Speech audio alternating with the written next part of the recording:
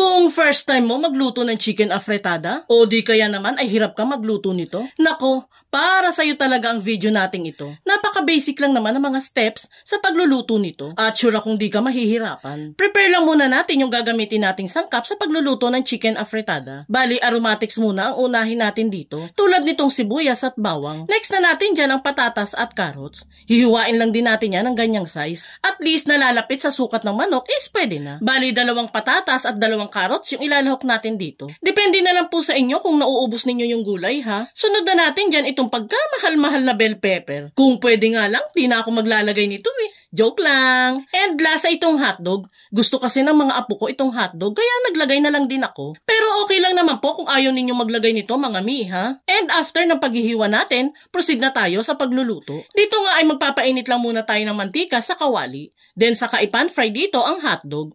Lutuin lang then saka hanguin at iset aside. Then saka isunod ang mga gulay tulad ng patatas at carrots. Pinapan fry natin yan para hindi na tayo mahirapan pa sa pagpapalambot nito mamaya. Uunahin ko lang yan ng 2 minuto bago ko isali sa pagpapan fry itong bell pepper. Lulutuin pa natin yan ng 1 minuto. Then saka natin yan lahat hahanguin at itabi muna. Dito sa same pan na ginamit natin, magigisa na tayo dyan ng sibuyas at bawang. Syempre, habang nagigisa tayo dyan, magpapasalamat muna ako sa mga solid viewers natin na sila Ma'am Alice de los Santos ng Zambales, Sir Manuel Sulad ng General Santos City, Ma'am Arlita Columbino na nanonood sa Spain, at si Ma'am Helen Alcantara na nanonood naman sa Quezon Province. Salamat sa panonood at pagsuporta mga ma'am at sir. At nung lumabas na nga ang bango na ginigisa, nilagay ko na din sa kawali yung mga manok. Nasa 3/4 kilo lang po yung nabili natin dyan mga mi. Sapat na po yan para sa 5 hanggang 6 na kataong kakain. Igigisa lang natin ng at least 3 minutes ang mga manok dito, then saka maglalagay ng estimated 3 to 4 tablespoon ng tomato paste.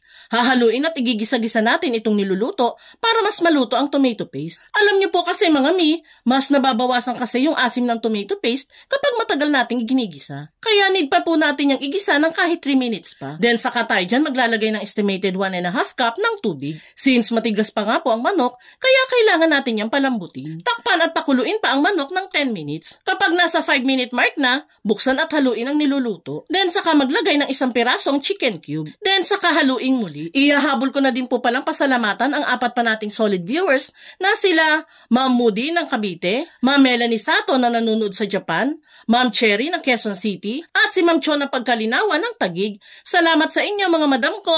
Tinakpan ko na nga po pala ulit yung niluluto natin at pinakuluan pa natin ng 5 minuto para mabuo natin yung 10 minutes. At makalipas nga ang 10 minutes, bahagyan ng kumaunti yung sabaw natin dyan. Pwede na nating ilagay yung patatas at carrots dito para makumpleto natin yung lambot nito. Haluin at takpan pa natin yan until malapit ng lumambot. And kapag ganun na nga, pwede na nating ilagay ang 200 grams ng tomato sauce, then saka ito haluin.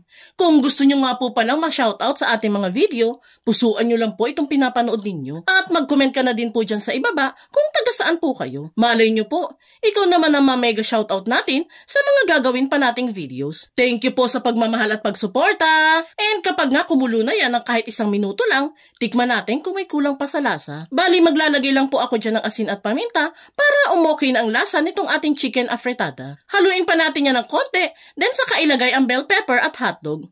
Huli na nating ilalagay yan since luto naman na po ang mga iyan. Huling halo na lang ng 1 pang minuto and ready to serve na itong nakakatakam at simut-sarap na chicken afritada. Kapag nasimulan mo na matuto magluto nito, sure akong ipapaulit-ulit sa iyo ito ng pamilya mo. Kaya ikaw, try mo na ding magluto nito.